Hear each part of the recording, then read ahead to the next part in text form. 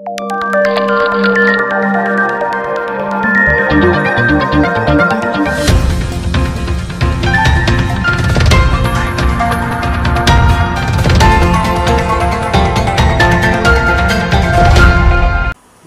दर्शकबिन नमस्कार। राप्ती तर्म टेलिभिजनको विशेष प्रस्तुति कार्यक्रम साझा मञ्चमा यहाँलाई हार्दिक स्वागत छ। कार्यक्रम साझा मञ्चमा हामी लुम्बिनी प्रदेशका विभिन्न जिल्लाहरूमा गएर सरकारी कार्यालयहरूदेखि अन्य कार्यालयमा जाने गर्दछौँ र सम्बन्धित विशेषज्ञको बारेसँग कुराकानी गर्दै आइरहेका छौँ। यसै सिलसिलामा आज हामी घोराई उपमहानगरपालिकामा आइपुगेका छौँ र यसै घोराई उपमहानगरपालिका वडा नम्बर 18 का वडाध्यक्ष भरतमणि अर्याल हाम्रो सामु हुनुहुन्छ। अब प्रस्तुत छ उहाँसँग गरिएको कुराकानी। स्वागत छ हजुरलाई कार्यक्रम। धन्यवाद राप्ती दर्पण टेलिभिजनलाई। आफ्नो 5 वर्षे कार्यकालको झन्नै अन्त्यतिर हुनुहुन्छ। कतिको सन्तुष्ट हुनुहुन्छ आफ्नो कार्यकालदेखि? नै कार्यकालदेखि त हामी सन्तुष्ट छौँ। अब सङ्घीय लोकतान्त्रिक गणतन्त्र स्थापनापछि हाम्रो मुलुकमा पहिलोचोटि स्थानीय तहको निर्वाचन भयो र नेपालको संविधान 2072 जारी भइसकेपछि मुलुक नयाँ संरचनामा गइसकेपछि 3 तहको सरकारको कन्सेप्ट संविधानले व्यवस्था गर्यो र त्यही आधारमा हामी चाहिँ स्थानीय सरकारका जनप्रतिनिधि भएर पहिलोचोटि हामीले चाहिँ वास्तवमा संविधान बन्यो। स्थानीय सरकार सञ्चालन ऐन 2074 ले जे परिकल्पना गरेको थियो त्यो अनुसारको चाहिँ कानुनहरू, प्रदेश कानुन, सङ्घीय कानुनहरू नबन्दा वास्तवमा चाहिँ धेरै काम गर्न जटिलता भयो। अब भौतिक पूर्वाधारका निर्माणहरू जनतासँग हामीले वचनबद्ध भएर चाहिँ गरेका कबुलहरू जनतासँग हामीले जसरी घोषणापत्रमा जे कुरा भनेका थियौँ त्यो हामीले चाहिँ अहिलेसम्म जहाँसम्म लाग्छ त्यसलाई चाहिँ करिब पुरा गरेका छौँ र केही बाँकी छन् भने पनि त्यो गोरेटोमा चाहिँ छ। देश फेरि चुनाव उन्मुख भइरहेको छ। अब वैशाख 30 गते फेरि अर्को हाम्रो स्थानीय तहको चुनाव हुँदैछ। के छ हजुरको फेरि पनि अब यो कार्य अवधिलाई बढाउने, फेरि पनि उम्मेदवारी दर्ता गर्ने अथवा फेरि पनि जनताको काम गर्ने जनप्रतिनिधि भएर भन्ने सोच छ अथवा अरू अन्य केही सोच गर्नु? नै, त्यस्तो सोच भन्दा पनि हामी एउटा अब अहिले जनप्रतिनिधि भएको कारणले मैले कुर्सीमा बसेका कारणले पार्टीको कार्यकर्ता हो भन्न नमिल्ला र पनि अब निर्वाचनमा जाँदा चाहिँ एउटा पार्टीको टिकट लिनुपर्ने हुन्छ। अब हामी पार्टीसँग आबद्ध भएका कार्यकर्ताहरूलाई पार्टीले के जिम्मेवारी दिन्छ पहिलो कुरा त्यो हुन्छ।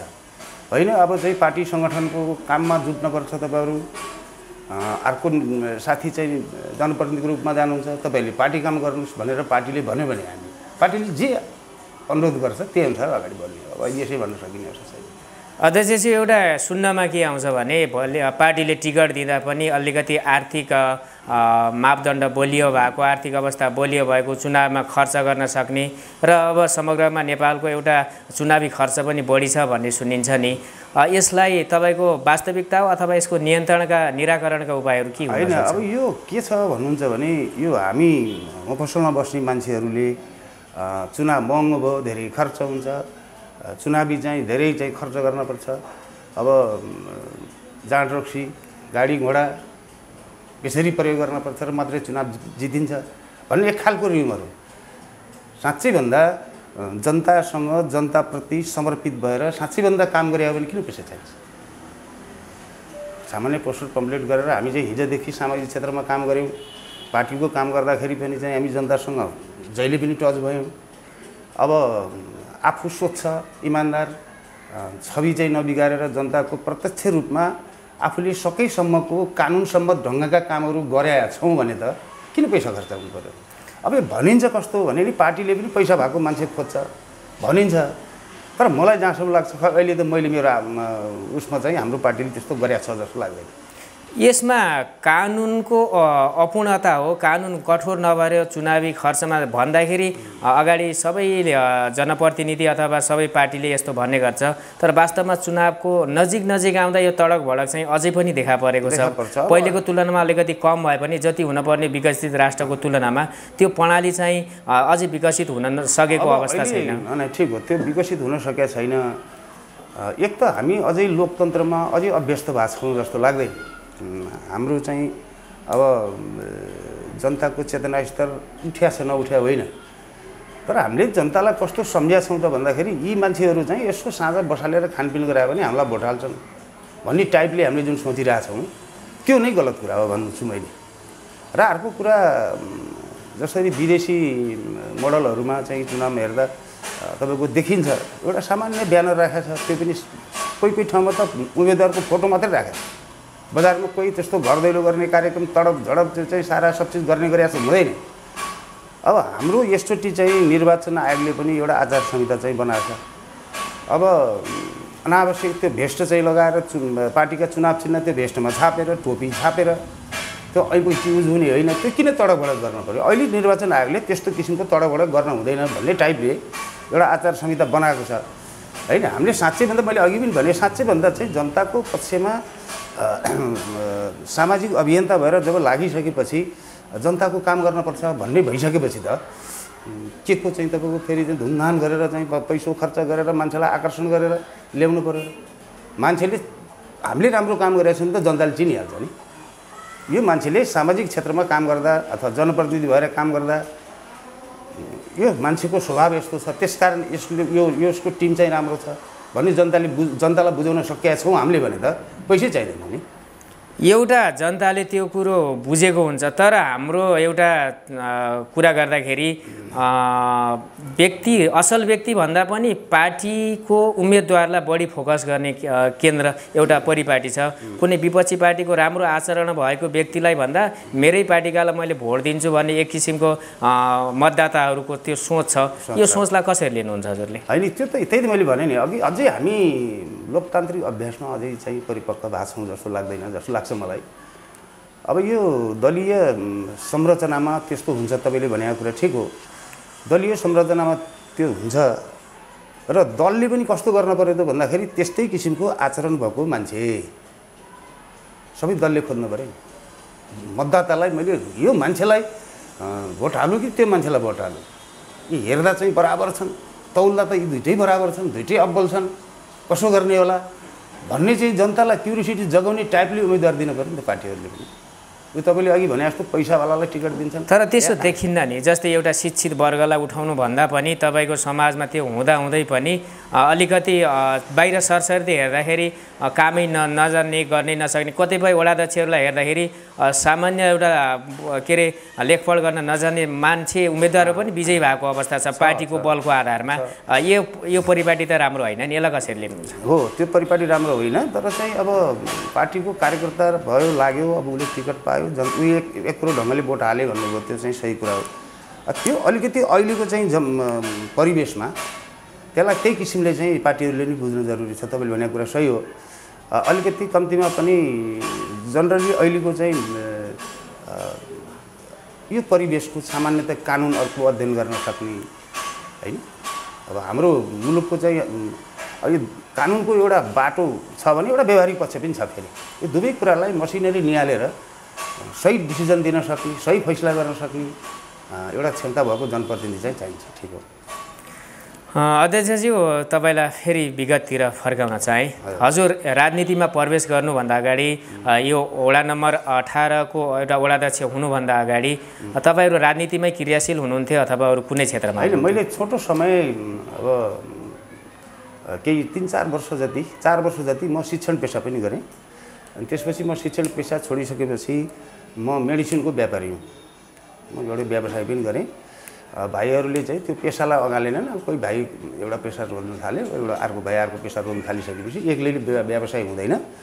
त्यसपछि म सामाजिक क्षेत्रमा लागेँ। मैले चाहिँ तपाईँको 50-51 सम्म चाहिँ मात्रै औषधिको व्यवसाय गरेर बसेँ। त्यसपछि चाहिँ सामाजिक अभियन्ताकै रूपमा, राजनीतिक कार्यकर्ताका रूपमा समाजमा आफ्नो किसिमको पहिचान बनाएर बसेको छु जस्तो लाग्छ। अहिले पछिल्लो चरणमा जनताको बुझाइ, जनताको सोचाइ के छ भने म राजनीति गर्छु भन्दाखेरि अलिकति नकारात्मक सोचले, नराम्रो दृष्टिकोणले हेर्ने, एउटा नेताहरूप्रति हेर्ने दृष्टिकोण जनताको अलिकति नकारात्मक छ नि। यो साँच्चैको अथवा यसको न्यूनीकरणको लागि हामीले के गर्नुपर्छ जस्तो लाग्छ? त्यही त मैले अघि पनि भने, अब राष्ट्रिय राजनीतिमा चाहिँ जुन खालको एउटा उतार चढाव सत्तामुखी जो राजनीतिक नेताहरू हुनुभयो, त्यसले गर्दा जनतामा वितृष्णा पैदा भएको छ। सबैले भनेको कुरा सत्य हो। हामी लोकतन्त्र के हो, लोकतन्त्र कसका लागि हो र लोकतन्त्रको मूल मर्म के हो, यो तीनटा कुरामा हामी राष्ट्रिय राजनीतिमा चाहिँ अलि पछाडि छौँ जस्तो लाग्छ मलाई। विकसित मुलुकहरूमा हेर्नुहोस् कति सजिलो चाहिँ गरी तपाईँको चाहिँ राज्य सत्ता सञ्चालन गरेका छन्। त्यही हाम्रो छिमेकी भारत हेरौँ, उत्तरतिर विशाल देश छन्, अभ्यस्त छ नि। आजको 21औं शताब्दीमा सामाजिक सञ्जालमा सबै नजिक छौँ, सबै जोडिया छौँ। तर पनि हामी सत्ता लिप्सामा अलि बढी केन्द्रित भयौँ।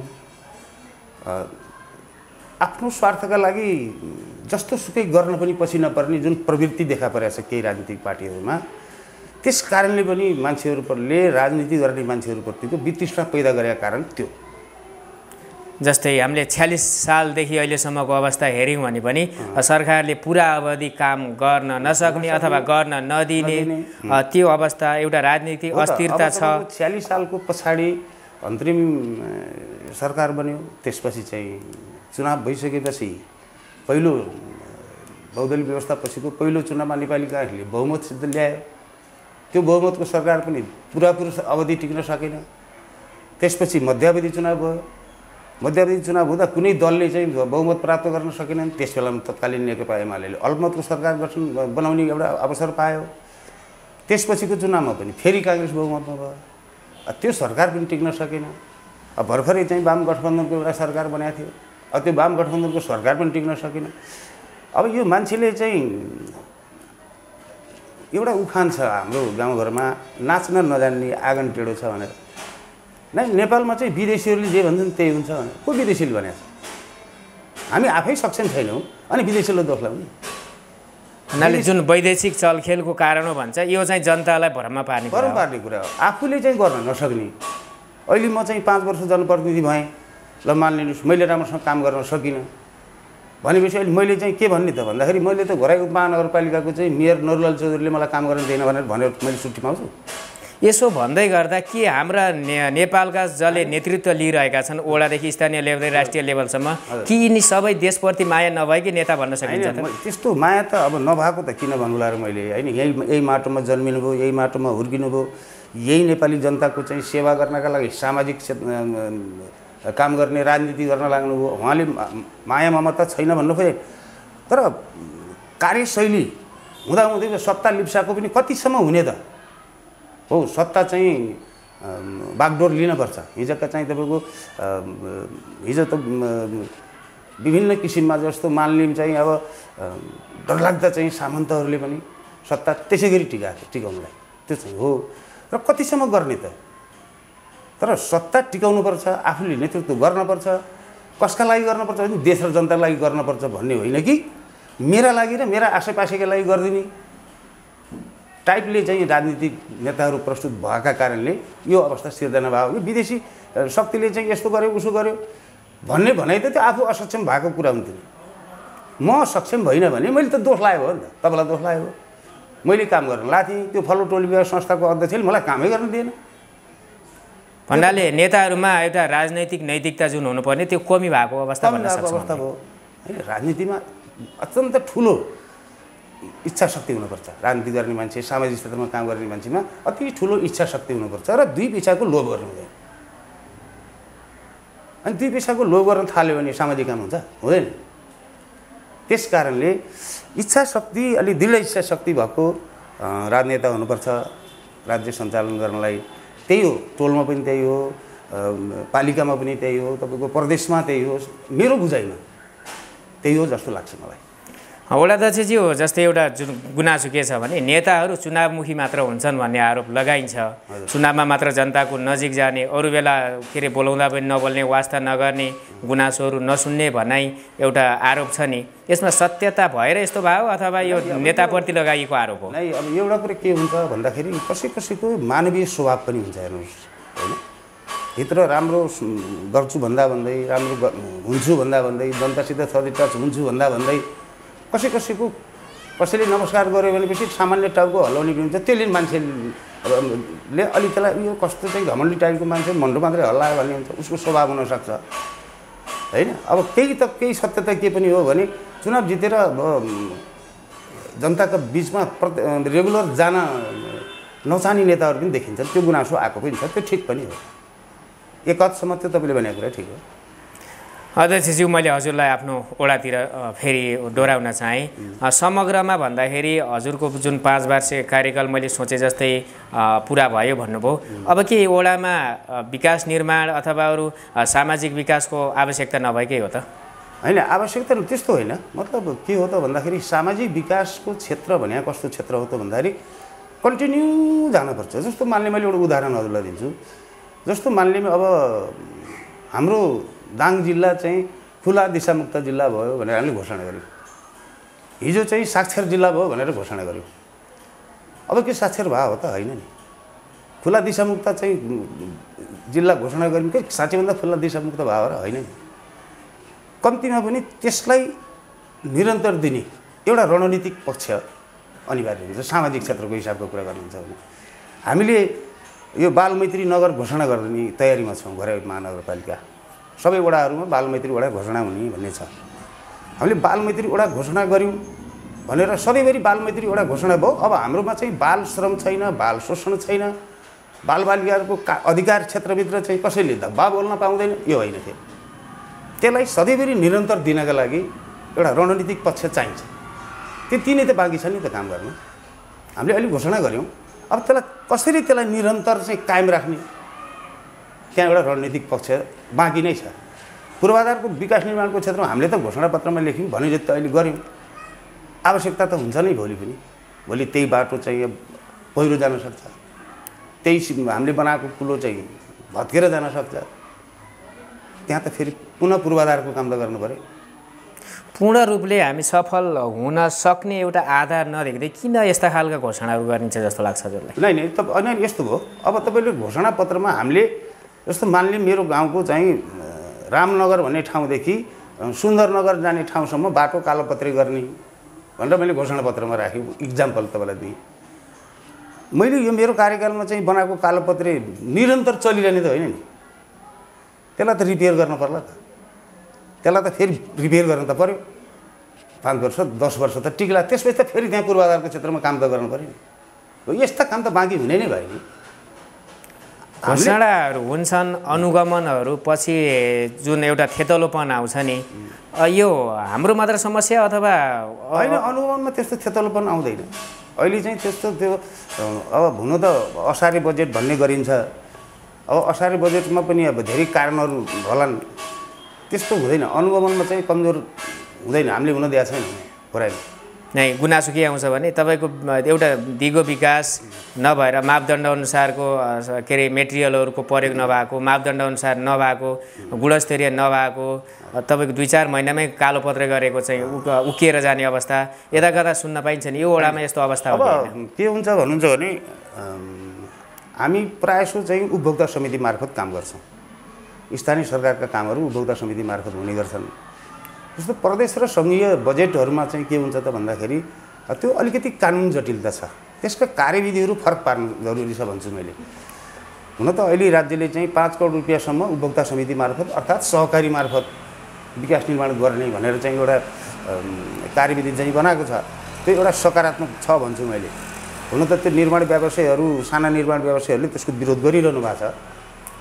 अब यो दुईटा कुरा चाहिँ फेर्न अति जरुरी। तपाईँले भनेको कुरा एकदम सही कुरा उठाउनु भएको छ। मान्यौँ एउटा कुनै टेन्डर आह्वान भयो, 1 करोडको टेन्डर आह्वान भयो। म निर्माण व्यवसायी हुँ, एक उदाहरणका लागि म निर्माण व्यवसायी हुँ। मैले तपाईँको चाहिँ नि 1 करोडको ठेक्कामा 52% बिलो हालेर ठेक्का लिन्छु। अर्थात् मैले 48,000 रुपियाँले काम गर्ने, 1 करोडको इस्टिमेटमा मैले 48,000ले काम गर्छु भनेर कल्पना गरेर म त्यहाँ निर्माण व्यवसायको नाताले जान्छु। अनि त्यो कति गुणस्तर हुन्छ त्यो काम? यस्ता यस्ता कुराहरूलाई अनि त्यतिपछि 48 मा त मैले लिएँ। अनि त्यसमा 2-4 लाख रुपियाँ मैले आफूले मुनाफा पहिले नै लिएर ल 45 लाख रुपियाँमा तैँले काम गर भनेर अर्को 3rd% ठेकेदारलाई हामीले दिन्छौँ काम। यो असाध्यै कानुनी जटिलता छ यसमा। यसमा राष्ट्रिय कानुनकै झमेला। यो कानुन नफेरिकन तपाईँको 1 करोड रुपियाँको चाहिँ काम मुस्किलले तपाईँको 20% भन्दा मतलब 20% भन्दा कम बोल्यो भने त्यसको लाइसेन्सै खारिज गर्नुहोस्। सक्दै नसक्ने काम 1 करोडको काम गर्ने बेला 50 लाखमा काम गर्छु भनेर चाहिँ गर्नेले कति गुणस्तर काम गर्ला? त्यसमा पनि अझ अर्को पेटी ठेकेदारलाई दिन्छ। हेर्नुहोस् न 4 लेनको सडकको हालत त्यही नै। जस्तै स्थानीय पालिका अथवा तपाईँको नगरपालिका उपमहानगरपालिका त यस्ता गुनासोहरू केन्द्रमा नगएर यस्तो भएको अथवा सुनाइ नभएको? हामीले गरिरहेछौँ, सुनाइ हुँदैन, यही त हो समस्या। मैले भने नि अहिलेसम्म जटिल हामीलाई समस्या के भयो त भन्दाखेरि सङ्घले प्रदेशले बनाउनु पर्ने जुन कानुन हुन् नबनाउँदै यो समस्या भयो। संविधान त राम्रो बनेको छ, उत्कृष्ट संविधान छ नेपालको, तर त्यसमा त्यो संविधानले परिकल्पना गरे अनुसारको सङ्घीय कानुन प्रदेशका कानुनहरू समयमै बनाएर गरिदिएको भए हामीलाई यो 5 वर्ष हामी त्यति रोमल लिनुपर्ने थियो जस्तो लाग्दैन मलाई। त्यसकारण अब यो विकास निर्माणको सवालमा यो ठेक्का पट्टाको जो प्रणाली छ, यो ठेक्का पट्टा प्रणालीको आमूल परिवर्तन नहुँदासम्म तपाईँले भनेको जस्तै गुणस्तर काम हुन सक्दैन। भन्नाले प्रणालीमाथि नै हाम्रो परिवर्तन हुनुपर्ने। अब हामी उपभोक्ता समिति मार्फत गर्छौँ। भराई महानगरपालिकाका सामान्य योजनाहरू भने टोल विकास संस्थाका चाहिँ पदाधिकारीहरू बसेर छलफल गर्नुहुन्छ। त्यसमा 5% चाहिँ लागत सहभागिता जम्मा गर्नुहुन्छ, अपनत्व फिल हुन्छ त्यसमा। अनि त्यहाँ उपभोक्ता समिति हुन्छ, प्रत्यक्ष हाम्रो प्राविधिकको निगरानी हुन्छ। अनि त्यो गुणस्तर काम चाहिँ उपभोक्ता समितिबाट गरेका कामहरू गुणस्तर हुन्छ। त्यसमा चाहिँ शङ्का गर्नुपर्ने ठाउँ छैन। जो तपाईँको चाहिँ ठेक्का पट्टा जुन प्रणाली छ, ठेक्का प्रणाली प्रथा नै तपाईँको चाहिँ त्यो कानुन नै तपाईँको परिवर्तन नगर्दासम्म, अलिक कडा कानुन नबनाउँदासम्म हामी विकास निर्माणका कुरामा, भौतिक निर्माणका कुरामा हामी पछाडि हुन्छौँ। अध्यक्षज्यू, जस्तै यो हाम्रो वडा नम्बर 18 भनेको सहरी क्षेत्र हो, अलिकति गाउँ र सहरोन्मुख क्षेत्र हो। खास गरेर सुन्नमा आएको छ यहाँ अलिकति सुरक्षाको हिसाबले, शान्ति सुरक्षाको हिसाबले 18 नम्बर वडामा अलिकति जटिलता छ भने सुन्नमा आउँछ। यता गर्दा कतिको सत्य हो? नै यस्तो हो, तपाईँ के हो भन्नुहुन्छ भने भराई महानगरपालिकाको उत्तरी बेल्टमा रहेको वडा हो, यो बजारसँग सटेको वडा हो। अब त्यहाँ अलिकति खुल्ला क्षेत्रहरू छन्।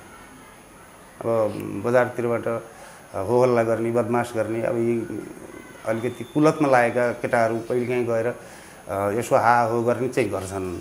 तर शान्ति सुरक्षाका हिसाबले त्यस्तो किसिमको क्रिमिनल टाइपको वडा त त्यो होइन। र त्यहाँको स्थानीय बासिन्दाहरू आफ्नो पेसा व्यवसाय गर्ने, खेती किसानी गर्नेहरू पनि मनज्ञ हुनुहुन्छ। त्यति ठुलो सहरोन्मुख चाहिँ होइन, ग्रामीण वडा नै पर्छ यो।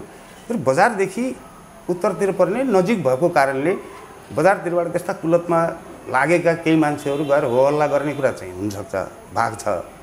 र त्यसको लागि पनि सुरक्षाकर्मीहरूले आफ्नो सकेसम्मको निगरानी गर्नुभएको छ। हामीले पनि वडामा के गरेका छौँ भने टोल सुरक्षा समिति, टोल विकास संस्थालाई परिचालन गरेर त्यस्तो चाहिँ न्यूनीकरण गर्ने काम चाहिँ गरेका छौँ। त्यो सुन्नमा आएको कुरा चाहिँ अपवाद रूपमा त जहाँ पनि त्यो भइ नै हाल्छ हेर्नुहोस्, तर त्यस्तो होइन। यो त भयो के अरे एउटा शान्ति सुरक्षाको अवस्था। कुनै पनि कुराहरू तपाईँको बाहिर नआएर एउटा घरभित्रै पनि हुने गर्छन्। अब एउटा घरेलु हिंसाको रूपमा बाहिर नआउने अवस्था हुन्छ। हजुरको वडाहरूमा आएका त्यस्ता महिलाप्रतिका गुनासा, वृद्धहरूका गुनासा अथवा बालबालिका गुनासाहरू कतिको आउने गरे? त्यस्तो छैन। त्यस्तो हामीले के गरेका छौँ त भन्दाखेरि खास गरिकन समग्र नगरपालिकामा भनौँ अथवा वडामा हामीले टोल विकास संस्थाहरूलाई क्रियाशील बनाएको छौँ। त टोल विकास संस्थामा हामीले कति जनजाति, कति दलित, कति चाहिँ तपाईँको क्षेत्री ब्राह्मण, कति महिला, कति पुरुष, कतिको अवस्था कहाँ गएको छ भने अपडेट छौँ हामी त्यसमा। अनि त्यो टोलमा कुन टोलमा के घटना घट्यो भन्ने त टोल विकास संस्थाले थाहा पाउँछ र त्यो जानकारी हामीलाई गराउँछ र हामीले सम्बन्धित निकायमा त्यसलाई खबर गर्छौँ। त्यो सामान्यतः अब तपाईँको श्रीमान श्रीमतीको बिचमा अब कहिलेकाहीँ हुने झगडालाई पनि अब घरेलु हिंसा भनिदिने होइन र। अब सामान्यतः चाहिँ अब कोही बच्चाको अभिभावकै छैन, अब श्रीमान बितेर गयो, श्रीमती अन्यत्र बिहे गरेर गइन्, कहाँ गइन् त्यो पनि थाहा छैन, सानो बच्चा छ, अनाथ छ, कसैले त्यसलाई चाहिँ संरक्षण गरेर स्कुलमा पढाइदिन्छु, लेखाइदिन्छु, सब चिज गर्छु, घरमा आफू सरहको काम गर्न पाउँछ त्यो त पाएन, त्यसलाई त बाल श्रम शोषण त भनिँदैन। यस्तो किसिमको अवस्था चाहिँ हुनसक्छ। अब त्यस्तो चाहिँ छैन। वडाध्यक्षज्यू जस्तै एउटा महिला सशक्तिकरणका कुराहरू आउँछन्, बाल अधिकारका कुराहरू आउँछन्, ज्येष्ठ नागरिकका सम्मानका कुराहरू आउँछन्। यी कुराहरूमा जस्तै एउटा स्वरोजगारका कुराहरू आउँछन्। गरिब जसले एउटा दुई साग खानलाई पनि गाह्रो भएको अवस्थाहरू हुन्छन्। यसरी तपाईँको एउटा निमुखा एउटा दुर्बल यस्तो पक्षहरूको उत्थानको निमित्त ओडाले कस्ता कार्यक्रमहरू अगाडि सारेको अवस्था होइन? हामीले अब उहाँहरूको माग अनुसार जस्तो हामीले हाम्रो वडामा विनियोजन भएको कुल बजेटको 20% पैसा हामीले चाहिँ सामाजिक विकासतर्फ भनेर गरेका छौँ। अब त्यहाँबाट जुन टोल विकास संस्थाहरूबाट त्यो 20% सामाजिक विकासतर्फको पैसा, सामाजिक विकासको कुरा उठाउनु भने खास गरेर सामाजिक विकासभित्र पर्ने पक्षहरू के हो त? सामाजिक विकास तपाईँको अब सिपमूलक तालिमहरू, त्यसैभित्र ज्येष्ठ नागरिक, बालबालिका, महिला, अपाङ्गता भएका मान्छेहरूको उत्थानका लागि, तिनलाई चाहिँ संरक्षण गर्नका लागि तिनको चाहिँ कसरी सुरक्षा गर्न सकिन्छ, यस्तो टाइपको मोडलले चाहिँ हामीले कार्यक्रम बनाउँछौँ र उहाँहरूको जस्तो माग आउँछ त्यो अनुसार दिन्छौँ। कतिको प्रभावकारी भएको छ? यसबाट कतिको लाभान्वित हुनुभएको अवस्था हो? हुनुभएको छ। सिपमूलक तालिमहरू लिनुभएको छ, हामी सिपमूलक तालिमहरू गराइरहेछौँ। अब अलिकति मङ्गोलियन जातिहरू हुनुहुन्छ यतातिर, पहिले चाहिँ त्यो खामभाषा बोल्ने तालिम हामीले 1 वर्ष चाहिँ खामभाषाको तालिम पनि गरायौँ। त्यस्तो छ, हामीले गरिरहेछौँ। हजुर यो वडा नम्बर 18 को वडाध्यक्ष पनि हो, एउटा अभिभावकत्व एउटा प्रदान गरिरहनु भएको छ अहिलेसम्म पनि।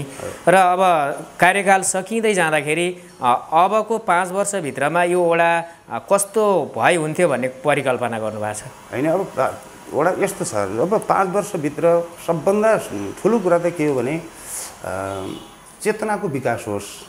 सबभन्दा मूल कुरा तपाईँको विकास निर्माण, भौतिक निर्माण गरेर मात्रै हुँदैन। हामी चिल्लो कालोपत्री बनाएको छौँ, राम्रो चाहिँ बाटो, एकदम गुणस्तरको बाटो बनाएको छौँ, अनि हामीले राम्रा बिल्डिङहरू, राम्रा महल बनाएको छौँ। परिकल्पना त त्यो न हो नि, हामीले अहिले त्यसरी सोचिरहेको छौँ। तर त्यति ठुलो करोडौँ रुपियाँ खर्च गरेर बनाएको घरमा बस्ने जन्मिने छोरो कुलतमा लाएर त्यस करोडौँ रुपियाँ खर्च गरेर बनाएको बाटोमा हिँड्न थाल्यो लरबराएर भने त्यसलाई के सभ्य भएको भन्ने, त्यसलाई के को पूर्वाधार युक्त वडा भनेर भन्ने? पहिलो कुरा त के हो हजुरको भन्नुहुन्छ भने सामाजिक विकृति र विसङ्गतिको अन्त्य होस्, समाज सभ्य र सुसंस्कृत होस्, कम्ती पनि नयाँ आउने जेनेरेसनले, माथिल्लो जेनेरेसनले के गरेछ त्यसको पछि लाग्न सिकुन् र समाजलाई सभ्य समाज बनाउने परिकल्पना जो मैले कल्पना गरेको छु त्यो कल्पना साध्य होस् भन्ने चाहिँ चाहन्छु। एउटा सुन्नमा आएको छ यो पछिल्लो पिरियडमा मान्छेमा एउटा आदर्श र नैतिकता अलिकति ह्रास भएको, जस्तै आफूभन्दा अग्रजहरूलाई गर्नुपर्ने व्यवहार, अग्रजहरूले अनुजहरूलाई गर्नुपर्ने माया प्रेममा, अनि पति र पत्नी बिचको एउटा जुन सम्बन्ध, बालबालिकाप्रतिको सम्बन्धमा अलिकति ह्रास आएको, कमी भएको छ भन्ने सुन्नमा आउँछ। यस भनिहाल्नुभयो, यसमा धेरै कुराहरू छन्। हामीले हाम्रो समाजलाई कसरी बिगारिरहेछौँ भन्नुहुन्छ भने सानो बच्चा आजभोलि प्रत्येकको घरमा कति ख्याल गर्नुभएको छ, मोबाइल नखेला भने भातै खाने बिगारिरहेको छ नि त बच्चा। हामीले अब लगत्तै तपाईँको 15 दिनपछि हाम्रो नयाँ साल, नयाँ वर्ष 2079 साल चाहिँ जसरी आउँदैछ वैशाख 1 गते, हाम्रो ध्यान छैन त्यसमा। न्यु इयर सन अब कतिमा फेरिने हो त्यो 2 महिना अगाडिदेखि बालबालिकाहरू तयारीमा छन्। हामी कुन दुनियाँमा गइरहेछौँ? हाम्रो फेसन हेर्नुहोस्, हाम्रो लगाई खवाई, हामी पुरै पश्चिमा संस्कृतिमा चाहिँ गएको छौँ। यो रोक्ने कसले? यो रोक्ने भनेकै स्थानीय सरकारले, स्थानीय हामी जत्तिकै जनप्रतिनिधिले यसको चाहिँ नि ठिक यसलाई डाइभर्ट गरेर हाम्रो समाज, हाम्रो संस्कृति, हाम्रो सभ्यता, हाम्रो खानपिन, हाम्रो खानपान, रहनसहन, शिष्टता सिकाउने कुरा यो सामाजिक विकास क्षेत्रको भित्र पर्छ। म त्यही चाहन्छु अब निर्वाचित हुने वडाध्यक्षले पनि कम्तीमा पनि त्यो समाज निर्माण गर्ने कुरामा विशेष ध्यान दिनु होला। पक्कै पनि दिनुहुनेछ जो निर्वाचित भएर आउनुहुन्छ। मैले अहिलेसम्म त्यही विषयमा ध्यान दिएको छु। वडाध्यक्षज्यू, हामी कार्यक्रमको अन्त्यतिर पनि आइसकेका छौँ। मैले भन्न छुटेको र हजुरले भन्न मन लागेको कुरा केही छ भने यो राप्ती दर्पण टेलिभिजन हेरेर बस्नुहुने सम्पूर्ण दर्शकहरू तथा आम वडा नम्बर 18 का वडावासीहरूलाई वडाध्यक्षको नाताले के भन्न चाहनुहुन्छ? धन्यवाद। धेरै महत्त्वपूर्ण प्रश्न उठाउनुभयो, महत्त्वपूर्ण छलफल पनि भयो। धेरै राम्रो कुराहरू यहाँले पनि ल्याउनुभयो र त्यो आवश्यक पनि हो र म यो राप्ती दर्पण टेलिभिजनलाई मेरो व्यक्तिगत तर्फबाट वडा समिति घोराई महानगरपालिका 18 नम्बर वडाको तर्फबाट हार्दिक धन्यवाद दिन चाहन्छु। अब समाजमा भएका कुराहरूलाई उजागर गर्दै प्रत्यक्ष जनतामाझ चाहिँ देखिने गरी जुन समाचार सम्प्रेषण गरेको छ यो टेलिभिजनलाई पुनः फेरि धन्यवाद दिन चाहन्छु र यो सबै हेरेर बस्नुहुने आदरणीय दर्शकहरूलाई म के अनुरोध गर्छु जो मैले पछिल्लोचोटि भने नि समाजलाई रूपान्तरण गर्न हामी हुनुपर्छ र अनुशासित हुनुपर्छ, सामाजिक बन्न सिक्नुपर्छ, नैतिकवान बन्न सिक्नुपर्छ। पहिलो कुरा आफूले घरबाटै सिक्यौँ भने छिमेकीलाई सिकाउने हो, छिमेकीले 4 जनालाई सिकाउँछ। यो कुरा गर्न जरुरी छ। आम दर्शकहरूले पनि यो बाटोतिर यो पाटोतिर विशेष ध्यान दिनुहुनेछ भन्ने मेरो हार्दिक आग्रह छ। धन्यवाद। हुन्छ अध्यक्षज्यू, आफ्नो कार्यव्यस्तताका बावजुद पनि हामीलाई आफ्नो अमूल्य समय र एउटा महत्त्वपूर्ण जानकारी प्रदान गर्नुभयो। यसको लागि सम्पूर्ण टेलिभिजन परिवारको तर्फदेखि हजुरलाई धेरै धेरै धन्यवाद।